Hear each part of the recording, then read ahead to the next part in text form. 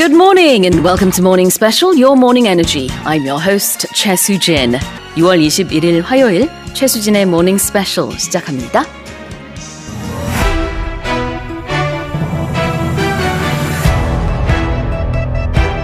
French President Emmanuel Macron has lost control of the National Assembly after his centrist coalition fell well short of an absolute majority in parliamentary elections.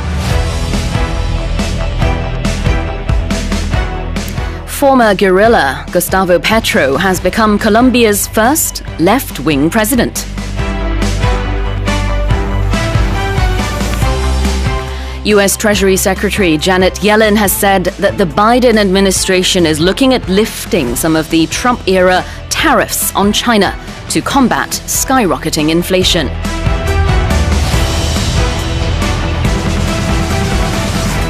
An intense and unprecedented heat wave has hit Western Europe, with temperatures in many places topping 40 degrees Celsius. And a new survey shows that the percentage of adults in the US who believe in God has dropped to its lowest point since 1944.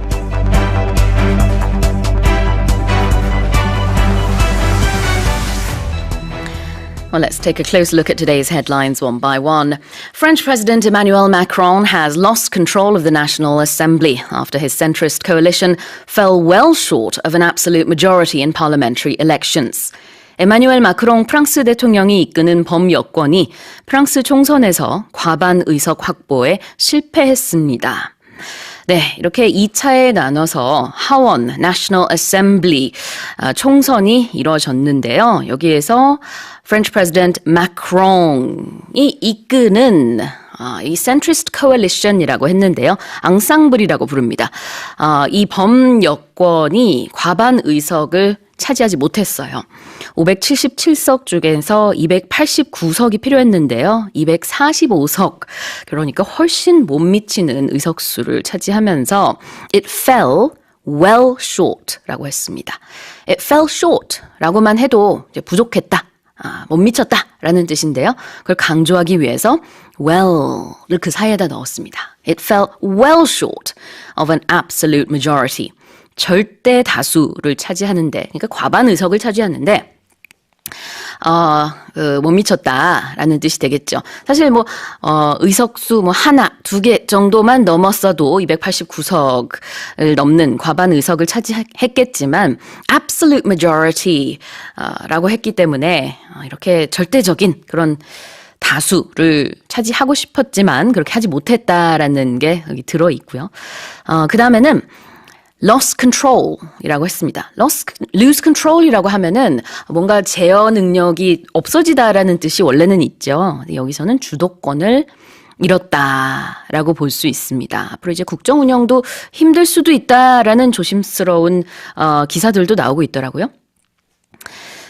이렇게 프랑스 집권 여당이 하원에서 이렇게 과반 의석을 차지하지 못한 게 20년 만이라고 합니다. 근데 마크롱 대통령이 또 20년 만에 재선에 성공한 대통령이기도 합니다. 네.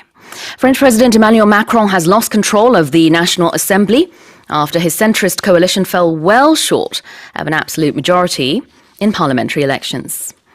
두 번째 헤드라인입니다. Former guerrilla Gustavo Petro has become Colombia's first left-wing president.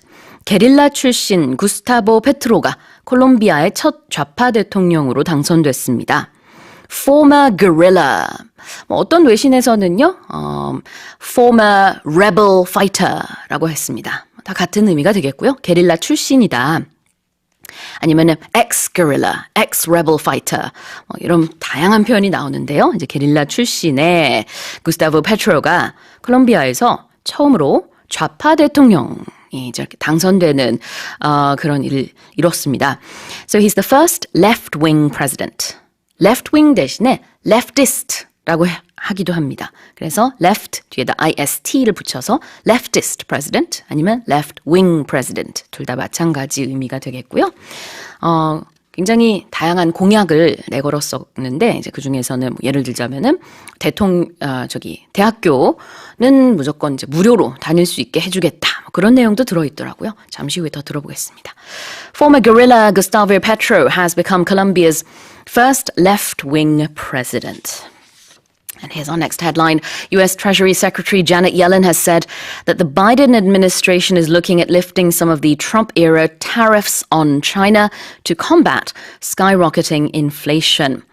자넷 옐런 재무장관은 바이든 정부가 치솟고 있는 물가 상승을 진화하기 위해 트럼프 행정부 시절 설정된 중국에 대한 관세 조정을 검토 중이라고 전했습니다.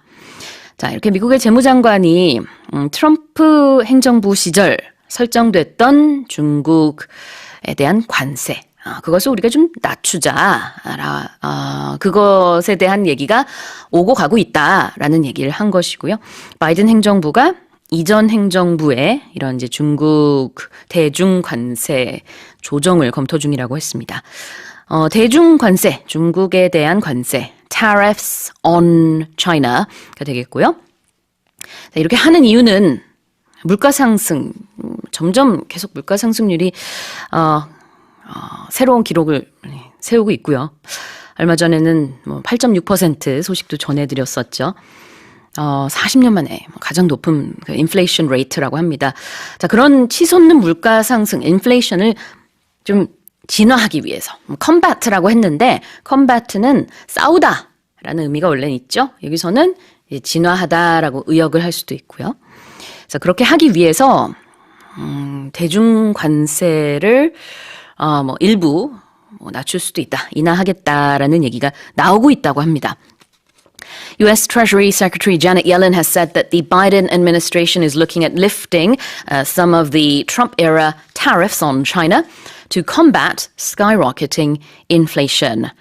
Now, moving on, this is headline number 4. An intense and unprecedented heat wave has hit Western Europe, with temperatures in many places topping 40 degrees Celsius. 한낮 최고 기온이 40도를 넘는 유례 없이 극심한 폭염이 서유럽을 강타했습니다. 네. 오늘 우리나라는 34도, 35도 정도의 최고 기온을 보일 거라고 합니다. 굉장히 더울 건데요. 그것보다 훨씬 더운 40도를 넘는 서유럽의 폭염에 대한 소식입니다. Heat wave, 폭염, has hit Western Europe. 서유럽을 강타했다라는 뜻이 되겠죠. 그 다음에 top라는 동사가 나왔는데요. top something, 그러면 넘다라는 뜻이 있습니다. 그래서 topping 40 degrees Celsius. 섭씨 40도를 넘는 그런 이제 기온을 기록하고 있습니다. 연일 계속되고 있다고 해요. 체감 온도는 더 하겠죠. An intense and unprecedented heat wave has hit Western Europe with temperatures in many places topping 40 degrees Celsius. 자, 그리고 마지막 헤드라인입니다. A new survey shows that the percentage of adults in the US who believe in God has dropped to its lowest point since 1944. 세계 최대의 개신교 국가인 미국에서 신을 믿는다고 답한 사람의 비율이 1944년 이래 최저치로 떨어진 것으로 조사됐습니다. 자, 여기서 이제 그 갤럽 조사에 의한 내용이고요. 정기적으로 이 서베이를 진행을 합니다. 그런데 지난번 조사 때 비해서도 많이 떨어진 수치다라고 하는데요. 거의 90%에 가까웠었던 신을 믿는다라고 대답했던 답변자가 이번에는 81%로 떨어졌다라는 뜻입니다. 물론 10명 중에 8명 여전히 굉장히 많습니다. 그렇지만 미국에서 이렇게 그 개신교 국가 중에서 또 최대 국가이기 때문에 이렇게 수치가 좀 떨어졌다는 자체를 미국에서 유의미하게 보고 있는 것 같아요. 참고로 이 대문자 G를 써서 God라고 했을 때는 하나님을 말합니다. 개신교에서 말하는 거고요. 그 외에는 이제 소문자 G, OD를 쓰게 되면은 하느님 또는 신이 됩니다. 그래서 보통 그 앞에다가 부정관사 어를 붙여요. 그래서 Do you believe in a God? 그러면은 어떤 신이든 알라 신이든 무슨 신이든 신을 믿으세요? 종교가 있으세요? 라는 뜻으로 Do you believe in a God? 이렇게 할 때는 소문자 G 앞에 부정관사 붙이고요. 그다음 Do you believe in God? 이렇게 대문자 G 그러면 이제 개신교에 하나님을 믿느냐 이렇게 묻는 겁니다. 그래서 이거는 보통 외국에서 아주 어릴 때부터 학교 다닐 때부터 그냥 너무나 당연하게 배웁니다. 이런 내용에 대해서는. 그래서 아마 외신 찾아보시면 부연 설명이 많이 안 나와 있을 수도 있지만 그런 배경이 있다는 거를 좀 알아두시면은 좀 참고가 될 것 같습니다. 자, 최저치로 떨어졌다. Drop to its lowest point. lowest level 해도 되는데요. 포인트라는 표현이 여기서 나왔네요. A new survey shows that the percentage of adults in the US who believe in God has dropped to its lowest point since 1944. 또 참고로 미국에서는요, 모든 집회에 In God We Trust라는 아주 유명한 문구가 들어가 있죠. 그때도 이제 대문자주의를 씁니다. 물론 문구 전체 다 대문자이긴 하지만 이거를 소문자로 썼을 때는 반드시 God는 대문자로 써야 된다라는 내용도 인터넷에 보면은 많이 명시가 되어 있더라고요. 그만큼 그런 개신교 국가인데 거기에서 이번에는 답변자가 많이 줄어들었다. 이렇게 이해를 할 수 있겠네요. Well, those have been today's morning special headlines.